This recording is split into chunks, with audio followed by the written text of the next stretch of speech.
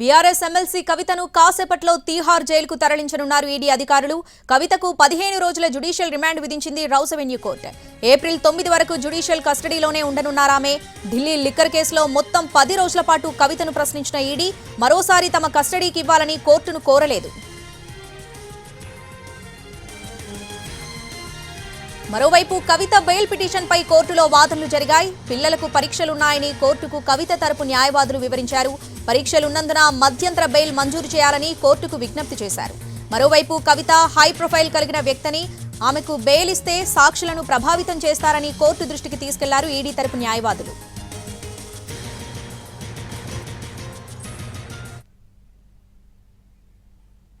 BRS MLC కవితను కాసేపట్లో తీహార్ జైలుకు తరలించనున్నారు ఈడీ అధికారులు. దీనికి సంబంధించి పూర్తి అప్డేట్స్ మా ప్రతినిధి ప్రసాద్ ఢిల్లీ నుంచి లైవ్ లో అందిస్తారు. ప్రసాద్,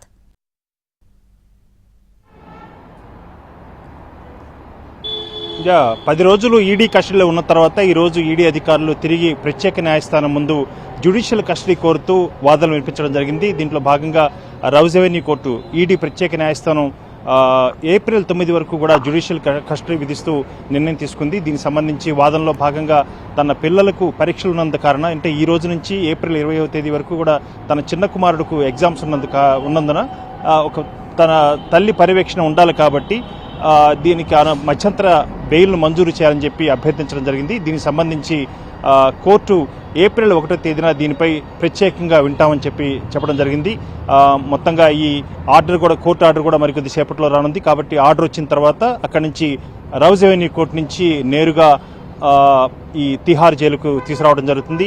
అక్కడ వైద్య పరీక్షలు కూడా పూర్తయ్యాయి. వైద్య పరీక్షలు పూర్తయిన తర్వాత ఆర్డర్ కాపీ తీసుకొని తిహార్ జైలుకు వచ్చిన తర్వాత జ్యుడిషియల్ కస్టడీలో ఉంటుంది. దీనికి సంబంధించి ఈడీ తన వాదనలో భాగంగా చాలా స్పష్టంగా బెయిల్ మంజూరు ఇవ్వద్దని చెప్పి కూడా కోరటం జరిగింది. ప్రధానంగా సమాజంలో అత్యంత పలుకుబడి పరపతి ఉన్నటువంటి వ్యక్తులు నిందితులుగా ఉన్న కారణంగా వారంతా కూడా సాక్ష్యాలను కూడా తారుమారు చేసే అవకాశం ఉంది.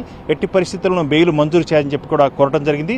దాంతోపాటు ఈ మొత్తం నేర క్రమంలో ఎవరెవరు ఇన్వాల్వ్ అయి ఉన్నారు, ఎవరెవరికి ప్రమేయం ఉంది, వీటన్నింటినీ కానీ వెలికి తీసేందుకు గాను ప్రయత్నం చేస్తున్నాము. అదేవిధంగా నిందితురాలుగా అరెస్ట్ అయినటువంటి కవిత విచారణ ఎదుర్కొంటుంది. అదేవిధంగా ఈ విచారణలో ఆమె పాత్ర ఎంత మేరకు ఉంది అన్న లోతుపాత్రను కూడా తెలుసుకునేందుకు ప్రయత్నం చేస్తున్నాము. కాబట్టి బెయిల్ మంజూరు చేయాలని చెప్పి కూడా ఈడీ కోరడం జరిగింది. ఏప్రిల్ 1వ తేదీన కూడా బెయిల్ అభ్యర్థనపై వినేందుకు ఈడీ అంగీకరించినందున కవిత తన వాదనలు పిల్లల అంటే తన చిన్న కుమారుడు పరీక్షల కారణంగా +1 అంటే ఇంటర్మీడియట్ మొదటి సంవత్సరం ఎగ్జామ్స్ రాస్తున్నందు కారణంగా తనకు ఈ మేరకు మధ్యంతర బెయిల్ను మంజూరు చేయాలని చెప్పి కోరబోతున్నారు.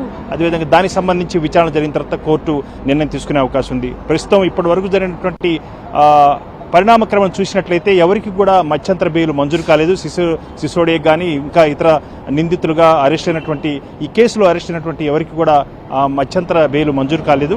దీనికి సంబంధించి కూడా ఏదన్నా మరీ అత్యవసర కారణాలు, అనారోగ్య కారణాలు అన్న అంశంపైన ఆధారం చేసుకునే గతంలో ఒకళ్ళిద్దరికి కొంతమేరకు మధ్యంతర బెయిల్ మంజూరు చేయడం జరిగింది. అయితే ఇప్పుడు కవిత చెప్పే కారణంగా పిల్లల ఎగ్జామ్ కోసం తల్లి పర్యవేక్షణ ఉండాలన్న కారణాన్ని చూసుకొని రౌస్ అవెన్యూ కోర్టు ఎలాంటి నిర్ణయం తీసుకుంటుందో వేచి చూడాల్సి ఉంది.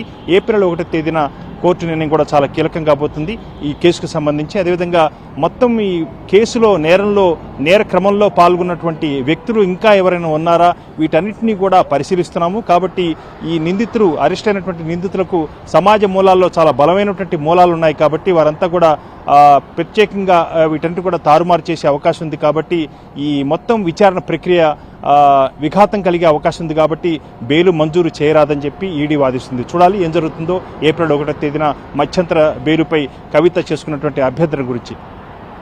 Right Prasad, thanks for the updates.